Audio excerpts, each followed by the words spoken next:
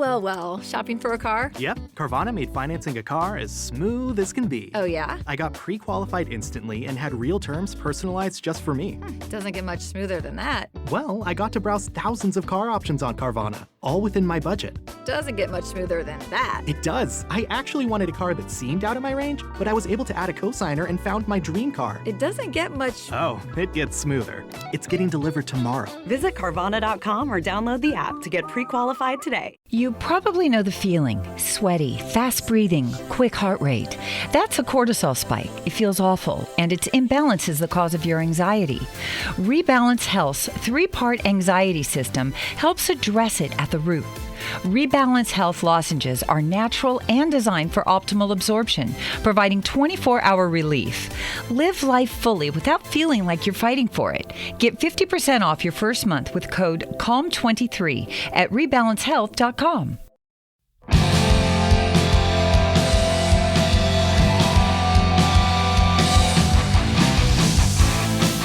In times of old, in times of new, there's a God to follow to make it true. It's the pop culture field, and you will. What's going on, everybody? Welcome to the Pop Culture Field Manual Podcast. We are sitting right at that intersection of weapons, action, the military, and today, leadership is the name of the game. Leadership, it's a no-brainer that great leadership is essential in the military, but good leadership is important in all walks of life. But what makes a good leader? Is it just good looks and charisma, as Izzy seems to believe? Or is it strategic mind? Is it empathy? Is it all of these things roll into one form, to form some amorphous mass of leadership ability, unseen since the times of the great Pharaoh Leaderukut? Chris, what are you doing? He's putting a bunch of words I can't read here. Pharaoh Leaderukut. Yeah, the great Pharaoh Leaderukut. I don't Google check that. That just makes sense. I probably should have. Yeah, the great Leaderukut, a person who I just made up for a joke. Nice, Chris. I should have ended that.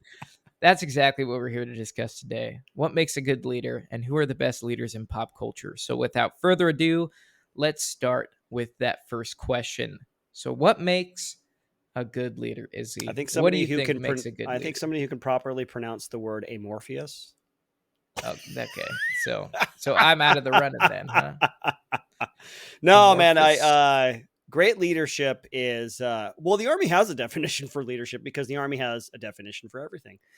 Absolutely. The Army's definition It of is leadership. all-knowing. Yeah, they got to codify and write down and streamline everything for the lowest common denominator. The Army's definition of leadership is the process of influencing people by providing purpose, direction, and motivation to accomplish the mission and improve the organization. Toxic leadership can also be seen as those who put their own needs or image above their subordinates, who micromanage their subordinates, and who are insecure in their own positions. I think a lot of us aspire to know people who are good leaders, and I think a lot of us can relate to that second toxic definition of leadership. Karen. Absolutely. No, I figured it was more than appropriate because if we're talking about leadership, we're talking about all the good things, like what makes a leader. I think we definitely need to identify the bad as well that goes into leader, because some people see the word leader. Some people see it as a position, and other people see it as an identity. So typically, we want those people who see it as an identity to be the leaders that we follow and that influence us to accomplish the mission or improve the organization. But oftentimes, those who see leadership as just an occupation or a role don't fit the script and often become toxic leaders. So I think that's very important to kind of differentiate those two, or at least talk about them, because there is good, but there is bad as well, as, not just dudes in the military who've had bad leaders, but, the average person, especially if you are in the workforce, you have bosses, you have managers, you have people that are in charge of you. And oftentimes, you've experienced one that is not so great and makes the job way more difficult than it needs to be. But yeah, that army definition of leadership was actually one of my board questions when I was at my sergeant's board. So I had to memorize it, and it was actually something that stuck with me because we as leaders, our main responsibility is to influence the people underneath us. Mhm. And thinking about things I've done in the military, like attending ranger school, like people that don't know the difference just think it's a challenging school. But it's in actuality, they call it and label it a leadership development course because the reason they want all these officers and the reason they want NCOs and leaders within the military to be Ranger qualified, because the main thing you learn in Ranger school, it's not necessarily the tactics, because those people forget it right when they leave because you forget everything. But the one thing that sticks with you is the skill that is manipulation. So you learn in ranger school, you become a master of manipulation. And I say it's manipulation, but if you can get a person to accomplish a task you are giving them when they are tired, cold, wet, and hungry, oftentimes all those put together in one, you can make anything happen. So it's really learning it's not necessarily learning how to be a ranger, but it's learning how to get people to do what they want when they don't want to do it. Mhm. You know, by providing purpose, direction, motivation, you can oftentimes accomplish that goal. It's just you need to be that example, because otherwise, if you're just making people do things just because you want them to do, that's manipulation. But making people do things that you are doing actively and leading from the front, then that's that's influencing. Right. But what do you think, Inspiring man? them if you can. Well, I'm thinking of the qualities and characteristics of good leadership. You and I both have a couple of different notes down here. Yeah, to lead, it's like you say, we like people who in culture or in history embody these qualities as a part of who they are, rather than just occupying the position. Like we know band of brothers like Captain Sobel, uh, what David Schwimmer's character in the beginning, he's the horrible, Oh yeah, horrible leader, and he he is the uses definition of toxic leader. yeah, and he was a real person too, lest we forget. But um, always putting himself before the men, very insecure, like you say, insecure in the position, Extremely, insecure yeah. within himself. And so became offended easily, didn't take direction well, wasn't good at recognizing his own faults and then using the men around him who had the competencies that he needed, regardless of whether or not he got the glory or the credit. Like, no, he was all about himself. So there's like Yeah. a selfless aspect to being a leader, and then there's a selfish aspect to being a toxic leader. So I love what you have here. These are a lot of like embodying kind of things that everybody should probably strive for, but they're especially beneficial if you're a leader or in a leadership position: integrity, drive, empathy, resilience, patience, and communication. And then I had some other ones. By the way, I didn't put what you put because I feel like you covered it pretty well. So I tried to put other aspects in addition Yeah, no, to, of course, of not course. because I think empathy is like a really important one. Competency, maturity, selfless service, and then courage are some of the ones that I put there. And yeah, leaders, I think the best leaders out there, to kind of encapsulate it, are people that you want to follow. Like they inspire you either to follow them and do what they want, or to do what they've commanded, to do what you want, like to do what your job is. Like you want to do things more if you have a good leader. Yeah, no, absolutely. Um, excuse me, choked on my own spit. But yeah, I get choked up talking about leadership. This is so great. No, absolutely. I mean, I think there's some core attributes that every leader should have. And from what I've seen the good and the bad, and I'm sure you have seen the good and the bad in the military side of leadership. And for me, some of the biggest ones out of those core attributes is empathy.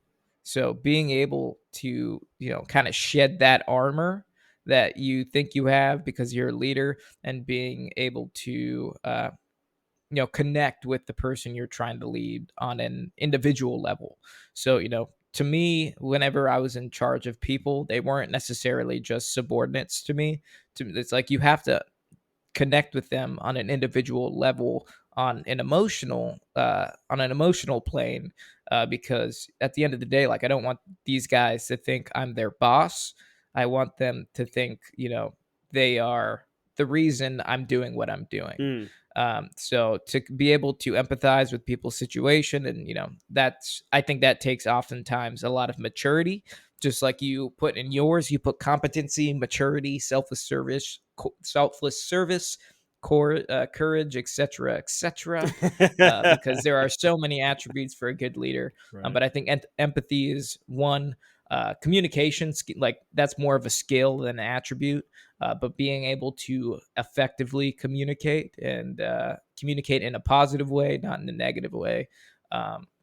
If you can combine empathy with communication, and then and drive too. I mean, if you combine all these, you have an amazing person. Yeah, But yeah, right.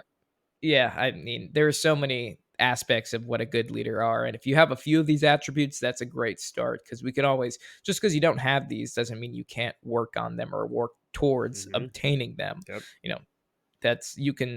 Good leaders are created. They're not, you've all heard of natural born leadership. So like someone that's born as a natural leader, like, that's great. But oftentimes, like, just because you don't think you have those attributes to begin with, that doesn't mean you can't mold yourself into those and incorporate it, and, turn yourself into a better version of yourself. What do you think, So when it's people talk about natural leadership, what do you think they're talking about? What do you think that is? Like, because, like you say, I think you definitely can develop yourself and stuff, like, but somebody who's a natural born leader, what do you think that is? Well, I mean, you have, I think, like, natural born leadership is something, like, some people just have it, and there's, like, we've all heard about that it factor. And it's like you have, and I think it can be applied to even more things than just blanketing leadership. Because, you look at athletes, and you have, like, natural athletes that just have that it factor. But then you have people that are new to the sport or new to an activity, and they train themselves, and they get better and better with hard work and determination, and then they can get to that level. So I think if you combine natural born talent with drive, that's a recipe for success. But I don't think just because you're born with it, that's going to necessarily mean that you're going to use it, and you're going to become the best version. Because some people just rely on talent, but then there's other people that rely on hard work, and then you have the people that rely on talent and hard work, and those are often the best kinds of leaders you find, and the best type of people in that job. But we have a list of best real life leaders here, and then also Izzy and I have both picked some personal people that we've encountered that we think embodies leadership. Really quick, mine, as far as personal, I'm not going to mention his full name because he's still fighting the good fight. But my first team leader, which was at the time, was Sergeant Love. He's probably a higher rank now, but he was everything that I considered the perfect ranger was. He was physically fit. He was experienced. He knew the job better than anybody. He was literally a walking Ranger School handbook. Like, the guy knew everything, but he was extremely empathetic. So he, didn't just, like other team leaders, was like that slave driver type of person. Because, I mean, in Ranger Regiment, I've mentioned it before, you are creating a product. And oftentimes to create a diamond, when you have a lump of coal, you're going to need pressure. And that pressure is in the form of stress oftentimes. But this guy, you can connect with him on an individual level. I never felt like I was talking to my boss. I felt like I was talking to, like, a parental figure, because, I've never seen him yell. He never had to yell.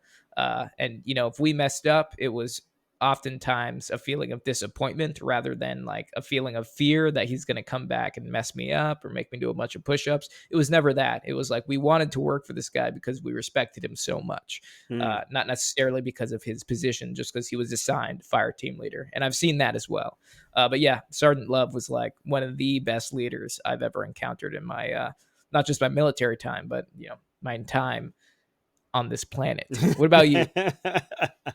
Yeah, man. The guy I chose is also one of my team sergeants that I was in the military with, Tom Williams. He's out now, so I can say it. Hopefully, he doesn't have social media, so you can't find it. But last I checked, he was still doing like contracting, still going around the world and gallivanting Still around. going, doing it, Um, gallivanting. But he was I've said it before on Shift Fire when we were talking about inspirational figures. He's the best leader of men that I've ever had the pleasure of serving with, because some of the stuff on my list, he seemed like he either did or he seemed like he knew how to do everything. He certainly knew the military, how to get what he wanted, how to talk to people, who to talk to. He knew the politics kind of behind the decision-making process, and he played the game very well. He was calm too. He didn't seem immature or selfish or anything like that. You could tell he wanted people to succeed, and he didn't micromanage. He gave you, he said, I like to give you just enough rope to hang yourself with, Yeah. There was multiple times when I had to do something and I would ask him how to do. He's like, go figure it out. You'll figure it out. And he knew how to do it, but it wouldn't benefit me at all Yeah, if he he just just gave did you the it for me. answers. Yeah. And I look back on that and I really appreciate that, because it gave me a chance to try and to fail and to develop and to go out and find out how to seek out those answers on my own, which is a really valuable tool when you're in the military, because sometimes you just got to figure stuff out. And Yeah. so I was very, very fortunate to have the pleasure of serving with him. It was a good experience in that I've known bad leaders in the military, and then I've also known good leaders. So it's the same environment, but you see how differently those two types of leadership operate. So yeah, Tom Williams gets my vote. So Okay, nice, man. Well, as Yeah. far as like figures, before we go into the pop culture, fictional characters, some people that are on my list, as far as I want to mention, as being a historically relevant and high praised leader. The first person that pops into my mind is Theodore Roosevelt. Good old Teddy Roosevelt. Yeah. He's what I mentioned earlier, that leaders are made. They're not necessarily born.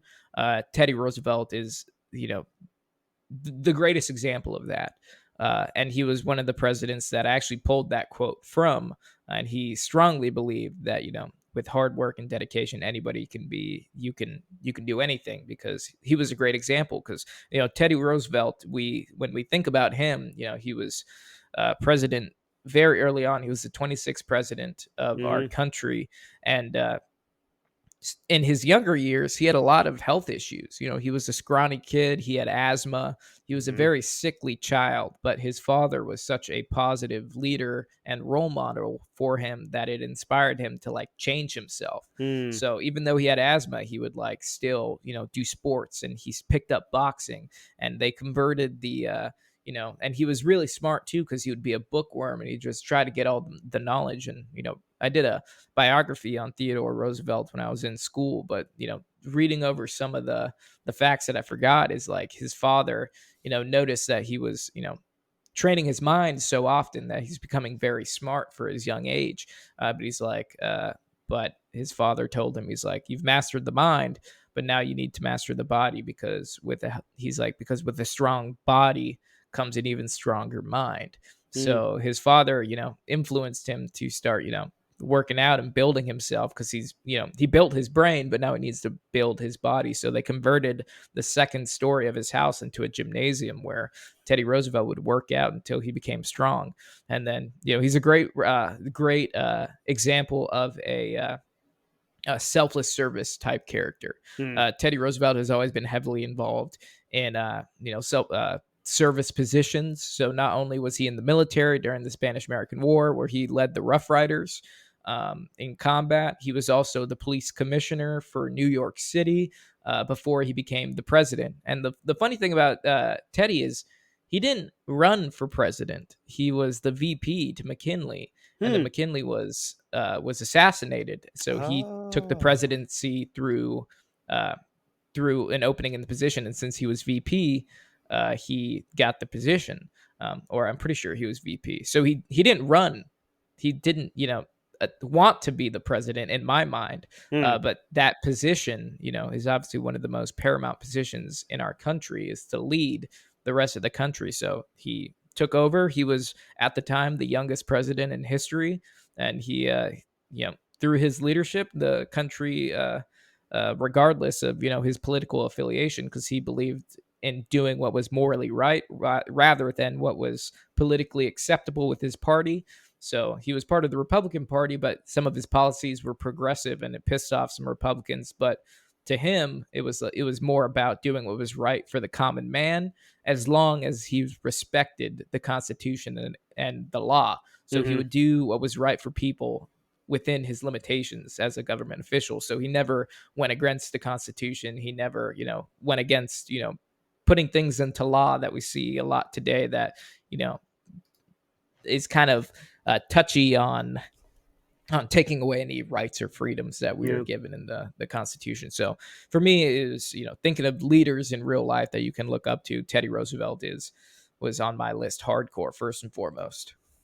Oh, that's cool, man. I feel like George Patton is another one of those kinds of guys. It's easy to see. Well, there are good civilian leaders. There are good leaders in any section of life that you want to go into, but I think it can be most consequential to have when you examples of good and bad leadership. So George Patton, he's one of those charismatic guys, right? He had a big Yeah. personality, and he had a big ego, Huge and narcissist. yeah. And Yeah.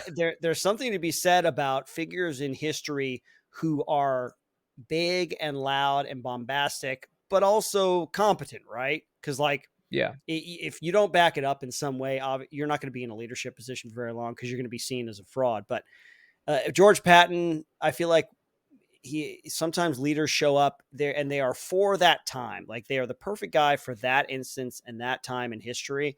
I think George Patton was one of those dudes, because he motivated his men to fight. Like at the start of the Western Allied invasion of France, he was given command of the Third Army, which conducted a highly successful rapid armored drive across France. And then he took the lead in relieving the beleaguered American troops at Bastogne during the Battle of the Bulge. And then he drove his forces deep into Nazi territory towards the end of the war. And he was he had a bunch of famous quotes too, or is quoted as saying a lot of cool things like "Do everything you ask of those you command." That's one thing about leadership is leading. You talk about leading from the front, and a leader being willing to do everything to put himself in any situation that he would ask his troops to be in as well. Because it's selfless, and that's the key. It demands respect, because we all get it when somebody is like politicians or whatever, when they talk a big game, but they would never do any of the things that they're asking normal Americans to do. And so it's the same kind of thing in war. George Patton, he was willing to put himself out there. He also said some things like moral courage is the most valuable and usually the most absent characteristic in men. That's a big one too. A lot of times these leaders, that they can become to embody certain characteristics. They can come to embody ideas, and it's why they're remembered, long after they're gone, is that they come to embody certain ideals. And I think, Patton, all these dudes, that's another thing about a leader, man, is we never assume that any leader is perfect. They all have their flaws. But they overcome those flaws, or they despite those flaws, they can inspire and lead. And I think Patton is like a great example of that. And like I said, a man of his time. I think a lot of these guys were the right people at the right time, through self-discipline, like Teddy Roosevelt, and then also because they had a certain personality and a certain time period, like Patton. Like they rise to the top, and they do great things. They lead men to greatness. Yeah, it definitely comes down to leadership style.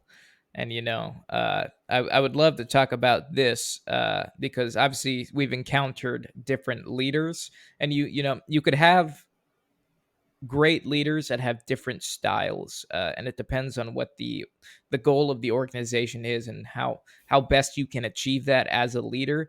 So I wanted to start by talking about Platoon, not necessarily what the movie's about because we've talked about it a bunch, but in the movie specifically, you have two different leaders within the platoon. You have Sergeant Barnes, who's the hardcore charger, and then you have Sergeant Elias, who's more of Yeah. the laid back, chill guy. But I think the movie does an excellent job of representing different leadership styles because, you have transactional leadership and you have transformational leadership. And Yeah. both of these characters pretty much embody both different styles. So I'd love to take a second to just explain the difference between the two so we can see that, there is no right way to skin a cat, as we say in the military, but there is Mhm. definitely a better way to do things. So I'm just going to go over Barnes and Elias and then talk about transactional and transformational. But Barnes, such leads, guides, and motivates their followers in the direction of established goals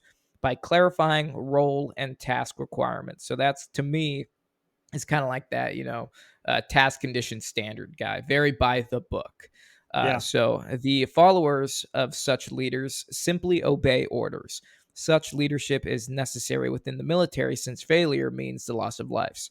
He goes on to note that Barnes demonstrates his leadership style the afternoon before the ambush when he gives the orders of who will go on duty that night. However, the failure of this style is shown with the death of the new recruit Gardner. Yet Barnes is able to give the orders and effectively run the platoon because of his reliance on the deterrence-based trust. Deterrence-based trust will work only to the degree that punishment is possible. The consequences are clear and the punishment is actually imposed. So that's an example of transactional leadership. So pretty much do X and you get Y. So in this case for Barnes, it was like, if you're not on security X, then we will die Y. So it's basically a transactional motivation. So the only reason I'm doing this is because there's punishment on the line. So it's a transaction I'm getting out of it.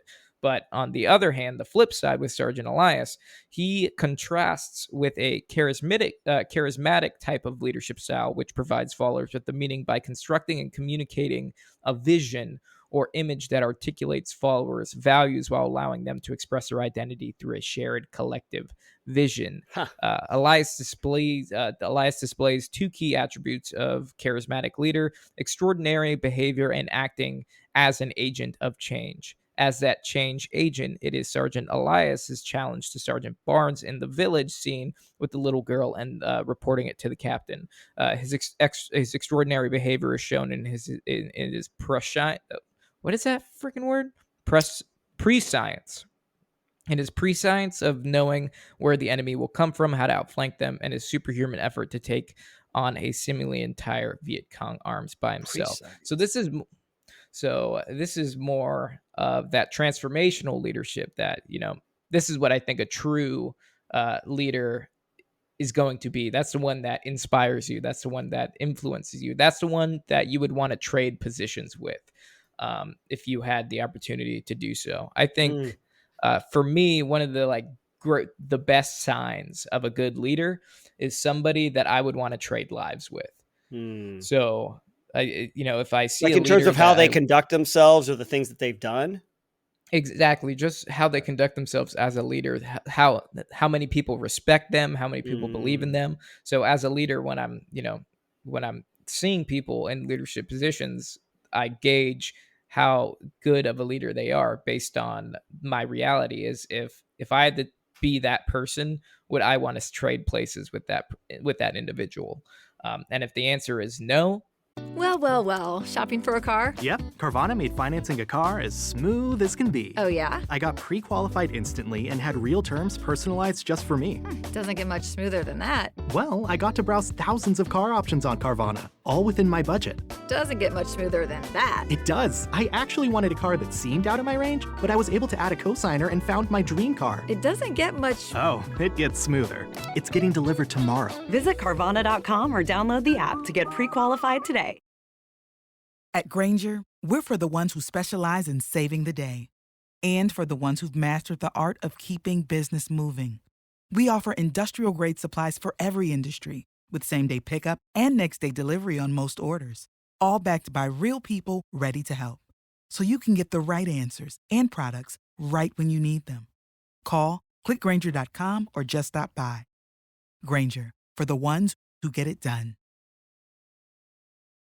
Then I don't think they're the best of leaders. But like, I would love to trade lives with, Sergeant Love, because he's so respected and he's so knowledgeable and he's great at the job and he's physically fit. And that's a guy that Yeah. I want to be like when I'm, in his shoes. But if I had Sergeant Barnes, who I'm just afraid of, but I don't respect on a level, I don't respect on a level of, man to man, I wouldn't want to trade lives with him because, I get no fulfillment out of that. I don't have respect for that. But it's two different leadership styles. In the military, transactional is often seen because, you have to listen to the rank above you. That's the way it is, because if you don't, people will die. So it's not like a regular job where transactional is like, I'm not getting the best result because, if you want to work hard, it's because you make a lot of money. But at the end of the day, are those employees happy? Where did you get where did you get this idea, transactional versus transformational leadership, from? Because I don't think I've ever heard those two terms before in You haven't? leadership. No, yeah. Is that a Okay, military doctrine thing? No, so this is actually this isn't the first time I've heard this. I'm glad I came across it, just because I think it does a really good job of putting a face to a specific style. Yeah. So I went to school for business management, and this was one of the topics covered as far as leadership styles. And if you can quantify something, it makes it a little easier to understand. Like, if you can paint a picture about what something specifically is, it's easy to identify it, and then ultimately it's easy to avoid it. And it's, on the other side, it's easy to become that, because you can put a face to it. So transactional and transformational are just two different leadership styles. It's oftentimes comes down to the organization and what would best work with that. In the military, transactional, you see it a lot, but in the workplace, transformational is what I would recommend more, just because you become that ideal leader that we've been talking about, somebody that's able to get on an emotional connection with their subordinates to where they look up to you, they respect you, you provide a vision, a goal, and you want people to be a part of that vision, and you want people to have the same vision as you do. Let's talk about or at least two dudes here that are iconic leaders within movies and within comic books. So I think we need to take some time to talk about Iron Man and Captain America, because these are two very different leaders, but they are both very effective leaders and have led with honor. So with Iron Man, it's very interesting because he's more of the narcissistic leader that you tend to see, because Tony Stark thinks he's the shit, man, and he is, and he knows it. When he's a genius, he's super wealthy, he has access to everything, he knows he's the shit, and he's 100% a narcissist. But like you were saying earlier in the episode, like, there's a fine line. Like General Patton, he was a narcissist, Right? and you often see a lot of these attributes, and I feel like it's similar to like DNA. Like, it's, if you compare DNA and like one thing is out of place, like it creates a completely different product. Or like in the genes, if you're missing one of these specific genes, it influences the rest of it. So like, say both these characters have courage, selfless service, resilience, and communication, but say Captain America is, more of a empathetic character, and Iron Man lacks empathy, but he has drive.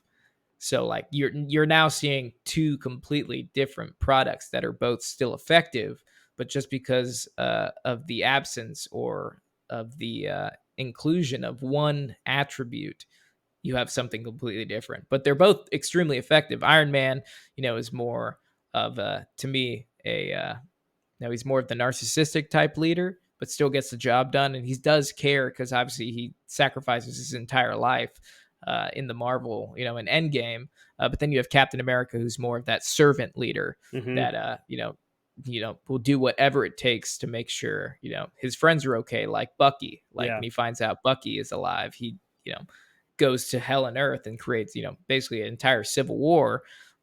just to save his friend, to make sure he's okay. Yeah.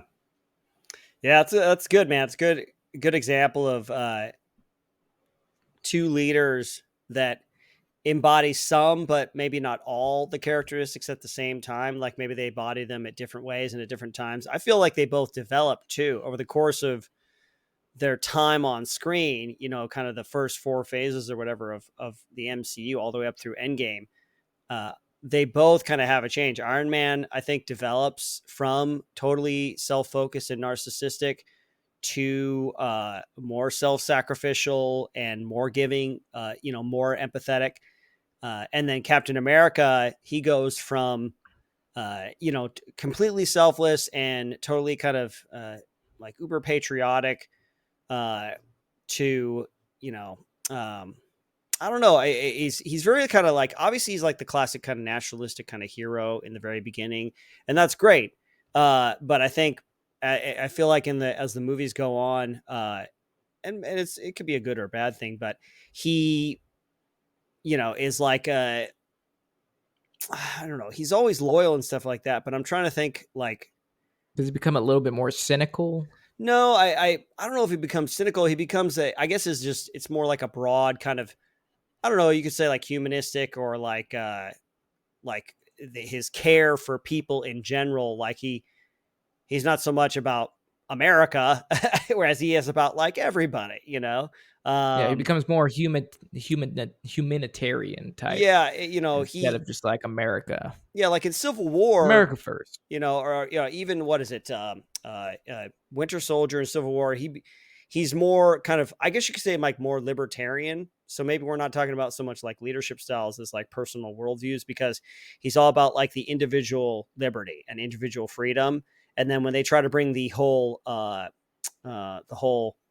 Wakanda Accords up and clamp down on their kind of movements, and he's like, no, we're giving up our personal freedoms. We're giving up our freedom of movement and being punished for something, that we shouldn't be punished for or whatever. And then like to Iron Man's like, no, we need to, you're gonna do this, and then that ends up leading to kind of that civil war in the movies at any rate. But anyway, good example of two dudes that share the same space and have similar characteristics, but not like exactly kind of like the same, Yeah, no, 100%, dude. Well, let's move on to another character. I wanted to talk about Ragnar Lothbrok. Yeah. From Vikings. So based off the real character in history, but Ragnar, he's almost like a William Wallace type character to me, because they go through so many changes within the monarchy of that show. And I think what sums it up is often this quote, or what sums up him and his leadership style to me is this quote that he says, and he says, power is always dangerous. It attracts the worst and corrupts the best. I never asked for power. Power is only given to those who are prepared to lower themselves to pick it up. So, he kind of was just, through him being himself and him basically just relying on these attributes of a leader, leadership falls in his lap. Like, he's not pursuing power. He's not trying to become the leader. He's not trying to become the king. It just gravitates towards him because he's the most fit person to do it. But I like the fact that he understands that with power, like, people tend to lose themselves because it is an overwhelming force. And if you lower them, the only people that are prepared for it, the only power is only given to those who are prepared to lower themselves to pick it up. So to basically gain power, you are prepared to lose your morality in order to pursue it, instead of just letting it gravitate towards you. Oh, do you think that's something about lowering your morality? You think it's more about humility? That power is or only given humility. to those prepared to lower themselves to pick it up. I think it's I'm getting Oh. I perceive that quote as a little bit. If you disagree or have a different perception of it, please let me know, because I think I'm looking at it from more of a like a literal sense. Because when Mm. you lower yourself to something, you're changing yourself. Lower So himself, you're like, like sacrificing your your morals, Hmm. you're sacrificing your beliefs in order to obtain power. So like say you're a good guy, but if you end up double crossing people or you betray Mm. someone in order to obtain power, Yeah. you're lowering yourself from your standard in order Okay. to achieve it. That's kind of how I'm perceiving it. How are No, you perceiving no, it? actually, I agree with you, because given the context of what he's saying, he's talking about how dangerous it is and how it attracts the worst and corrupts the best. But he's given it anyway, so it's almost like he's saying there's a price to pay for power, like you say, and you have to. And seems to be talking about lowering one's moral standards in order to attain power. It's like you gotta do it. If you want it, You you gotta gotta get be willing to dirty. do that. Yeah. Yeah. So no, I agree with you, man. I don't think I was considering all of what he was saying. So that's cool, man. I like that. Yeah. And plus he's the guy. He has all the experience. He's a He's experienced driven. warrior. Yeah. He's extremely driven. He has goals that he goes to the ends of, basically puts all his effort into achieving. Some of them good, some of them bad, but he knows what he wants and he gets it because he is driven. But I also appreciate his unquenchable thirst for knowledge, Yep. because that's where that experience comes in. The more you teach yourself, the more you know, and the more you can ultimately share with people and contribute. I've never seen a leader that contributes absolutely nothing to the organization. The reason that they're in a leadership position is because they have something to offer. Yeah. So yeah, Ragnar Lothbrok is a great example of a leader in pop culture. I think so.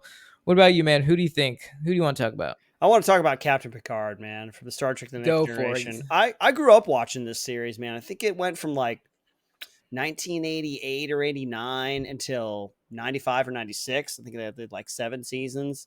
But this is the guy that I grew up watching. And it's funny because I think he went bald way young, because he's been pretty much balding his entire life. And he was kind of youngish back then. Like maybe he was, I guess maybe he's in his 40s. But anyway, Captain Picard. And he's British too. Has that great British accent, but he's a compassionate, he's a strong and controlled guy. Like, right, he comes from that kind of very he can be kind of dispassionate and analytical, but he's also very cultured and empathetic. He's a great diplomat too, but he always goes away. He goes on the away missions in so many instances. There's even times when he'll there's the one where he gets captured and there are 4 lights kind of thing. David Warner plays the Cardassian. He goes on the secret mission, because he has the special knowledge and to accomplish it. But he tries to negotiate, but he's willing to use force if he has to. He's just a well-balanced character, and yet so like controlled, like he's guided by the principles of the Federation, right? Like he really embodies them, and he has so many great lines throughout the course of the series. Like there's one like there are times, sir, when men of good conscience cannot blindly follow orders, and then it's possible to commit no mistakes and still lose. That's not weakness, that's life. And then, I mean, one of my favorites is just a really short line. There's that Yesterday's Enterprise episode where it's an alternate reality in which the Klingons and humans are fighting each other, and the Federation is like sorely losing. So they have to kind of sacrifice this one ship, send it through a time warp in order to change the timeline back to the way things are supposed to be. But before they can do that, the Enterprise gets in this big, huge battle. There's like 3 Klingon warships against just the Enterprise, and things are getting blown up, and they're losing their shields, and like everything's on fire. And Not the shields. yeah, oh man, once the shields go, man, I'm telling you. But the Klingons are like over the con. They're like, we're you're disabled and defenseless. Prepare to be boarded. And Captain Picard's like, that'll be the day. And then he like jumps on the weapons and he starts firing back. And they're just like, it's so cool, man. He has a great speech where where he talks about like the value of truth with it's Wesley. Wesley Crusher is at Starfleet Academy, and he's been involved in some sort of there's been a death that he was involved in, but he's not being forthcoming because he's trying to protect another guy who's kind of getting all the students to conspire to not tell the truth because, you know, they don't have enough evidence to convict him, but they also know that something fishy went on. So Wesley Crusher's kind of having a crisis of conscience, and Picard has this amazing speech. It's like, you know, the guiding light of every Starfleet officer is the truth, whether it's scientific truth or historical truth or personal truth. And if you can't find it in yourself to speak up and tell the truth, then you don't deserve to wear that uniform. And it's like, it's so good, man. And only Patrick Stewart in that role, like he did such a good job. He was able to embody so many aspects of leadership that we've been talking about that, I mean, it's why his character is so iconic even today, you know? Okay. Well, that's great, man. Well, cool. We talked about leadership. We talked about some great leaders in real life and some great leaders in pop culture. We hope you guys learned something because we're about to move on to our fan question.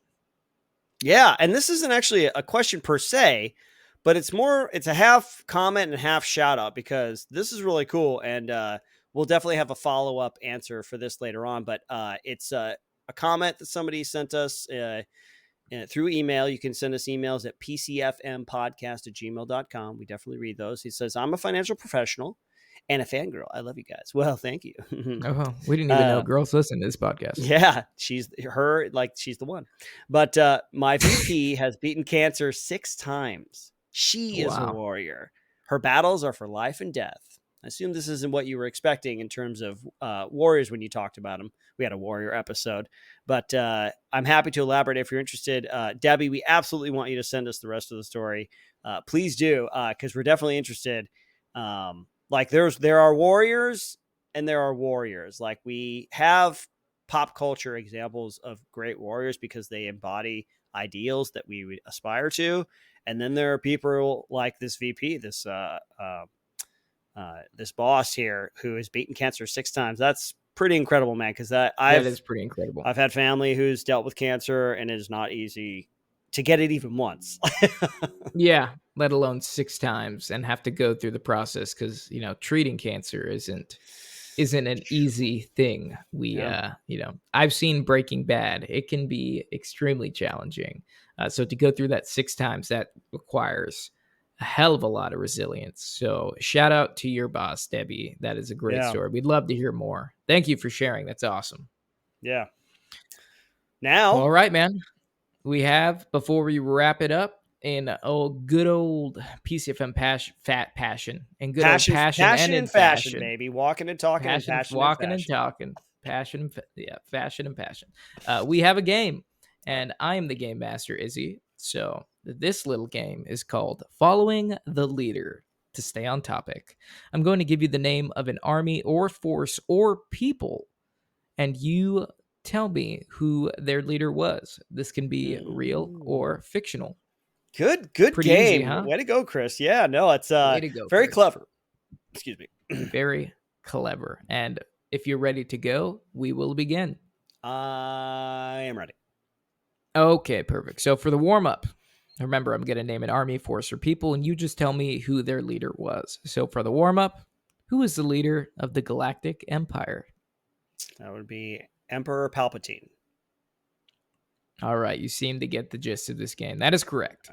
Okay, cool. Nice. All right. So nice when they have the title attached to their name, too. You know, like King Leonidas. I know, right? Yeah, that makes it so much easier. All right, here we go. Battlestar Galactica. The Battlestar Galactica's captain is Commander Adama. Adama is his name. I'm having a hard time. I think Lee Adama is his son. Or is it Lee Adama? But it's Adama, Captain Adama or Commander Adama, played by Edward James Olmos in the TV series. But I'm having trouble. You know who plays him. You know their name. I'm just going to give it to you. It is Admiral Adama. Adama. It's technically calling them commander is the same as saying their rank. Okay. Because that's their Admiral. position. Oh, But yeah, Admiral Adama. Okay. Admiral Adama. Okay, I'll give it to you. So you got that one. All right, here we go. Next, Easy Company, Band of Brothers. Oh my gosh, he wrote the book. We've talked about him a few times. Dick Winters. That is correct. Captain Winters. Okay, Captain Winters. Okay. Commander. Yeah. No, I'll take Dick Winters because that was his name, Richard Winters. I was like, nice. So extra points for. So. Yeah. Okay, moving on. The Reapers, Mass Effect 2 and 3. The leader of the Reapers. I didn't know they had a leader. Oh man, that's rough, man. The leader of the Reapers. Oh man, dude, that's tough.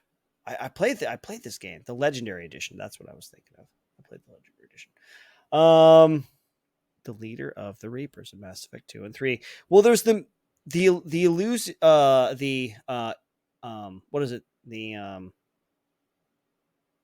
What's the illusory, the illustrious, the elusive man? There's the elusive man, but he just comes he gets brainwashed. He gets indoctrinated.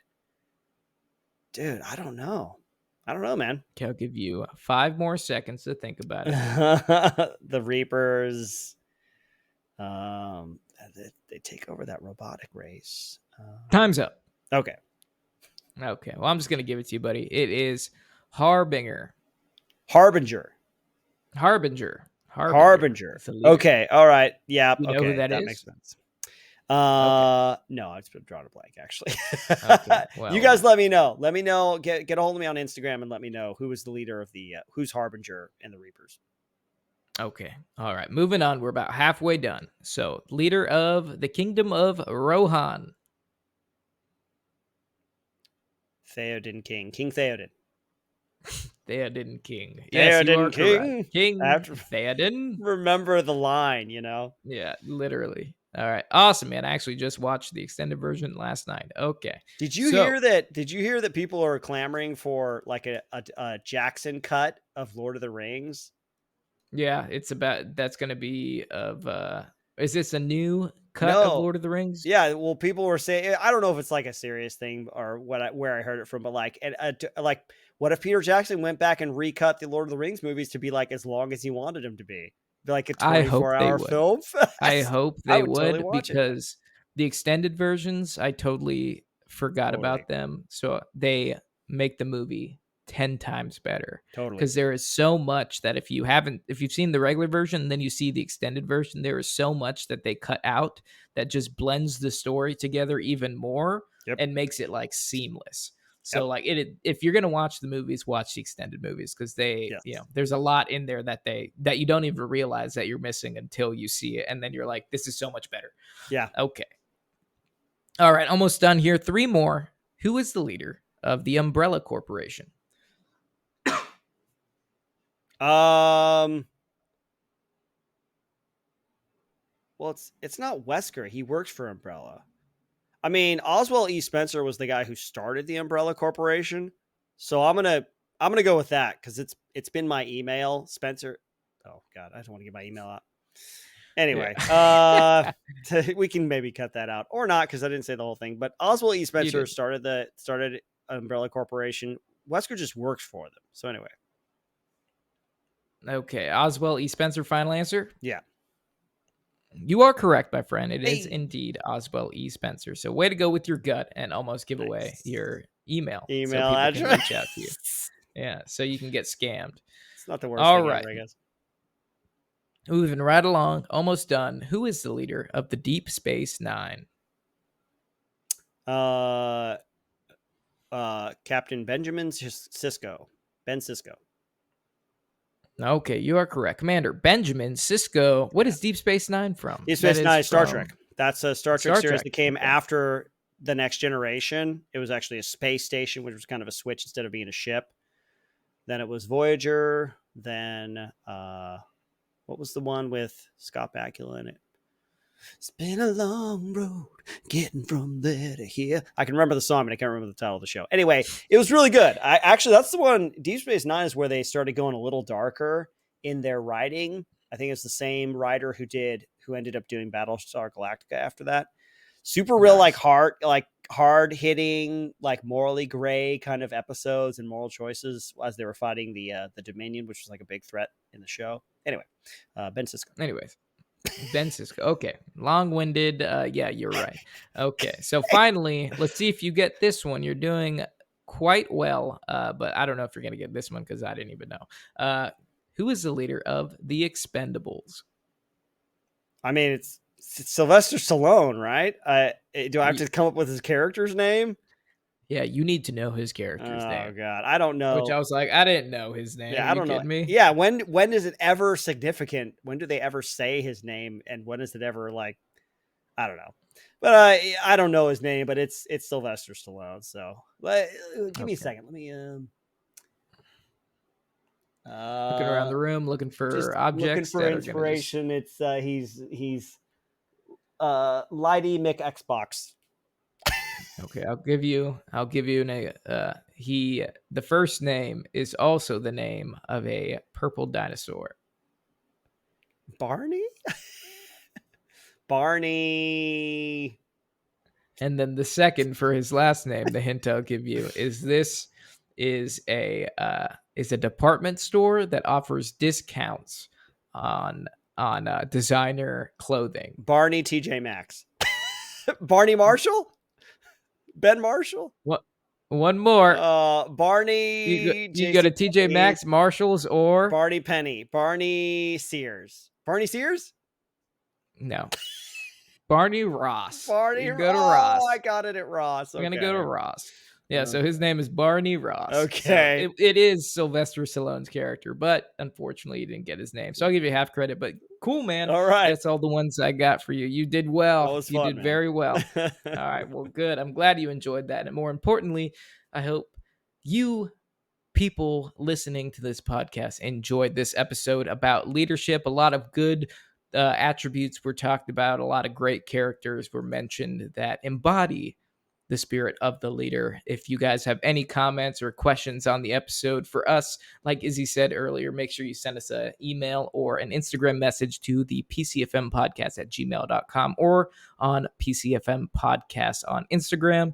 Izzy, you got anything? Yeah, join our Patreon, folks. If you enjoy the show, you get extra episodes, full-length episodes, and we do a once a month, a live stream of a movie for our top tier subscribers. So it's a good time. If you want more of this content, man, we love doing it. And we look forward to pumping it out in the future. We got more stuff in the works too. So it should be online soon. All right. And with that, cue music.